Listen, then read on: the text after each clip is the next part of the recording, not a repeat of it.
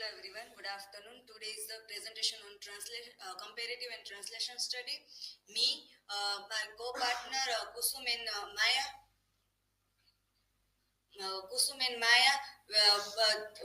Three are presentation on translation and literary history and Indian view by Ganesh Devy. This is the three academic information. This table of content. First, start with the abstract. Ganesh Devy examined the intricate relationship between translation and literary history, emphasizing its role in shaping culture and literary tradition. He contrasts Western metaphysical view on translation with the Indian perspective, highlighting the translation transformative and creative essence. Research problem: how does the translation influence the literary history and tradition, particularly in India? Objective to examine the role of translation in shaping literary movement. Second, to explore the difference between Western and Indian perspective on translation. Third, to highlight the India's translating conscious and its impact on literary tradition. Methodology: comparative examination of Western and Indian approaches to translation. Key findings: translation is central to Indian literary history, serving as a creative and transformating process. Unlike the West Indian tradition, view translation as a revival rather than a loss of originality. First, Ganesh Devy information. His full name was Ganesh. His full name is Ganesh Narayandas Devy, born in 1950. He is a critic, thinker, editor, educator, and activist. He is a professor of English at the Maharaja Sayajirao University of Baroda, 1982 to 1960. He resigned in 1996 to work with the denotified and nomadic tribes and Adivasi. He works first after amnesia, a landmark book in literary theory. Second, in another tongue, 1993, he focused on translation study. Third, of many heroes in 1998, examined diverse themes in literature and culture. And last, the crisis within the knowledge and education in India, 2017. Key points: many literary traditions originate in translation, Anglo-Irish, Indian, English, and settler colonies. In the article, highlight the tradition of Anglo-Irish, Indian, English, settler in colonized with the translation. Second, translation in Western thought symbolize the exile and divines originality. In the Western metaphysics, translation is viewed as a fall from the original, reflecting the post-Bible crisis. In the article, critics the viewpoints contrasting in with the Indian perspective. Third, the translation bridging linguistic and culture gaps in post-colonial context. In the articles mentioned that the writer like Jaydeva, Bankim Chandra Chatterjee, Michael Madhusudan Dutt, etc. to exemplify the tradition. Language as a system of sign. The concept of the translating consciousness, challenging the monolingual linguistic theory in India. Indian metaphysics support the view of translation as the transformation and the continuity. The article will start with the J. Hills Miller quote: "The translation is the wandering existence of a text in a perpetual exist." The article opened with this line to perspective, linking the translation to the Christian myth of the fall and post-Babel crisis. Christian myth of the fall, exile, and wandering. In the article, metaphor like exile and wandering to explain how the translation in the West is to see the fall from the origin, reflecting the culture and religious. In Western metaphysics, translation is an exile, a fall from the origin, and the mythical exile is a metaphorical translation, a post-Bible crisis. Next, the placement of the translation in literary history remains unclear with the no conscious among critics. Key movement include the revolution impact of Bible translation on English style. Second, the Chaucer adaptation of the Boseko style in the Canterbury Tales. And third, the Dryden and Pops use the translation to the restore the order. Next, the translation has significantly shaped the literary tradition over the past 2 centuries, notably influencing Indian English literature through the ideological effort in the late 18th century and 19th century. Last, translation are the often seen and unoriginal, leading to limited exploration of their aesthetics. First question is the do they belong to the history of the T language or S language? Second question is do they form an independent tradition all by themselves? My learning outcome is that I learn this article and I learning and teach the in India the bridging to language and culture through the concept of translating consciousness, highlight the multilingual dynamic shape in literary tradition in our India. Second, the translation reflect the intersection of linguistic anthropology and the translation study, addressing its complexity and fostering literary evolution. I learning outcome with this article through the in the article mentioned the Roman Jacobson, the three key aspect through the understand the linguistic concept translation study. Okay, this is from my side. Now I like to call Kusum for further information.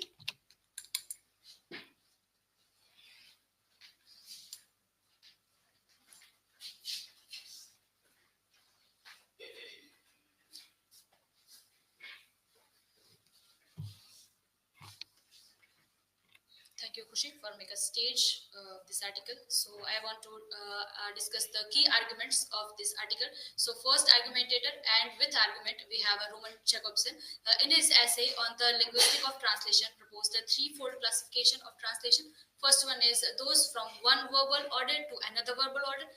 Another one is those from language system to another language. And the last one is those from a verbal order to another system of science. And apart from this, Jacobson also argued that any poetry is cannot be translated through the words. Like if you want to translate the poetry, so we have to add some things like we couldn't couldn't balancing the meters and syntax of the poetry. So we can say that the creative translation is possible while we translating the poetry kind of thing.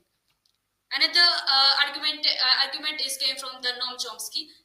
The concept of semantic universal, which is significant. His approach is actually based on short monolingual focus, has limited applications to translation studies. And Noam Chomsky actually said that he argued that every language have kind of structural similarities, like a verb and some kind of grammars, subject matter. So these kind of things are same in every language. So we can say that when we translate something, so we have to focus on the core meaning instead of words and other thing. So and another thing which is came from Chomsky's argument that humans have an innate ability to translate something. So it is kind of and as we have this word monolingual. So he also argued, not he, but in the article, another thing is discussed that Indians have a kind of ability to translate something as they are by birth monolingual. So it is kind of plus point which is apart from different from the Western countries. So Western translations theories lack a multilingual perspective as written here, and overemphasize finding perfect the matches, ignoring the complexity of real translation and practice. And another argument is came from Jesse Catford. he outlined his views on his linguistic of translation in his work, A Linguistic Theory of Translation. He aimed to identify the different linguistic levels involved in translation, and the main idea of him is translating a linguistic act, so any theory of translation must be based on linguistics. So, the one we can say that a mechanical definition which is given by him is that translation is process of replacing a text in one language with a text in another language. So it is kind of very mechanical kind of definition to translate something which is can be if you heard the name translation, so we must be thought that it is like one text and we have to change it in another language. So it is kind of, we can say there's a quite mechanical definition given by J.C. Catford. And another thing that he argued that a comprehensive theory of translation must come from a broader theory of language known as a general linguistic theory. And modern general linguistic is strongly influenced by the anthropology, particularly the work of scholars like Durkheim and Levi-Strauss. And let's delve into core content. So in 19th century, Europeans actually were organized the humanities knowledge into threefold hierarchies. So first one is comparative studies. It is for themselves, European study, like they were comparing their tradition and their literature. And another thing is Orientalism, for studies the Orient, like Middle East countries and the Orients. And the last one is anthropology, for the rest of the world, like the colonial states or the tribal states. The modern Western linguistic has been influenced by three of them, and here the very interesting thing is written here by represented by William Jones, that he comparing the Sanskrit language with their European language, that he find similarities between Sanskrit and European language as in Roman and Latin language as well. So this could be reason that why Europeans are interested in studied and reading of Indian ancient texts. So for a long time, linguistics followed by the approaches of comparative philology. Later, with Saussure and Levi-Strauss, linguistics shifted to exploring language through anthropological perspective. And here is my learning outcome. So while we heard, by personally, I want to say that when I heard the translation, so it is like very common thing that to translate this thing into another thing, but it is not like that much easy, that much simple thing. That I come to know that how the theory of translation is different in Western countries and in Indian, as I gone through this article, that while Western culture values originality, and in Indian culture celebrates the reuse and transformation of ideas through the translation.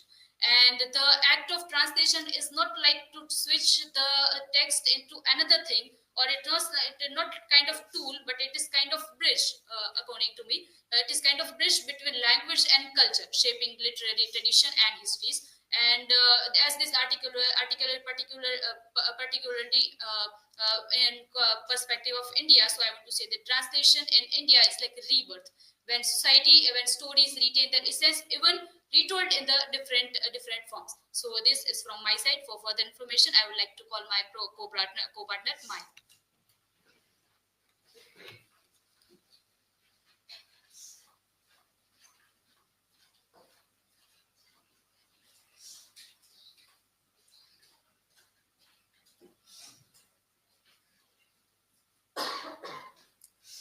Thank you for full article cover Kushi and Kusum.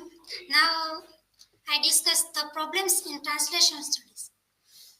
First, translation is more than linguistics. Translation is both an aesthetic and ideological problem with significant implications for literary history. It is not simply replicating a text, but transferring an organized system of sense into a corresponding system in another language. Second, nature of translation. Translation revitalizes the original work in a new linguistic and temporal context. The original text remains intact while the translation approximates and transcends it. Third, parallels with literary history. Similar to translation, literary history struggles with questions of originals and sequentiality. These issues remains unresolved in both fields.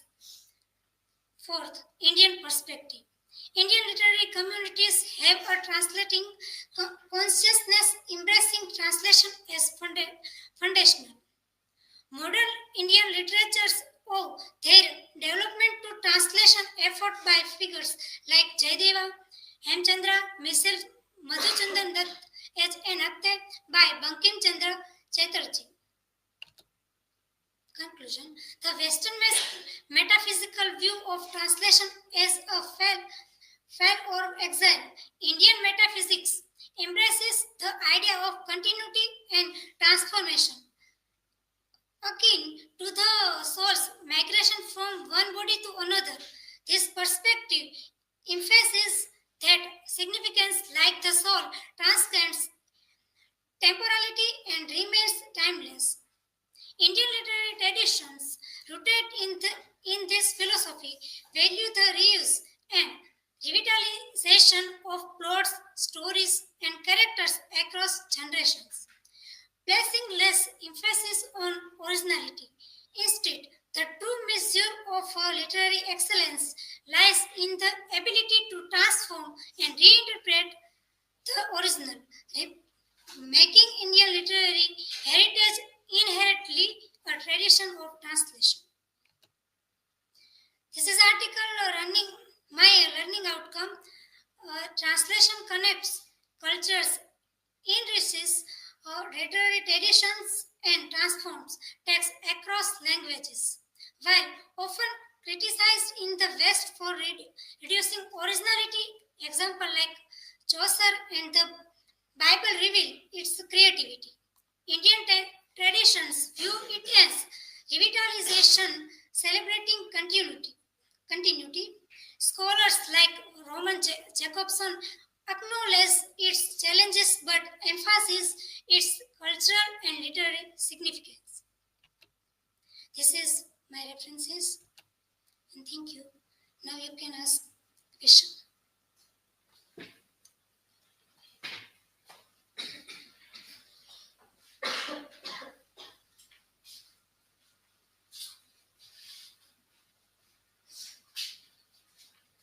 My question is, how is translation like reincarnation in Indian philosophy?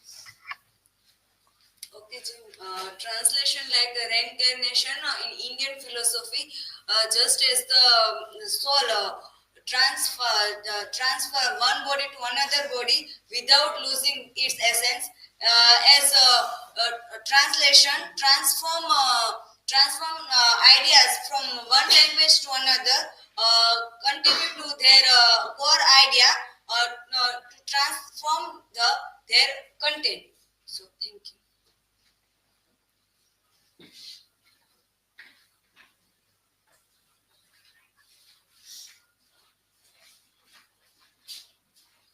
My question for Kusum. So, how does this universal grammar activity like a blueprint for translation?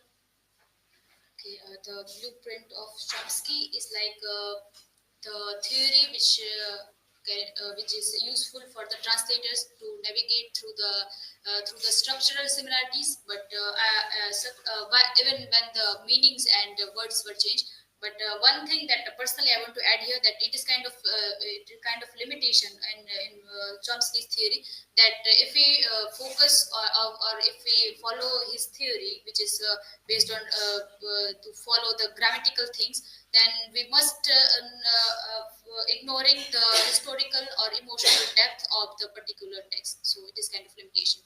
So thank you very much. This is from our side.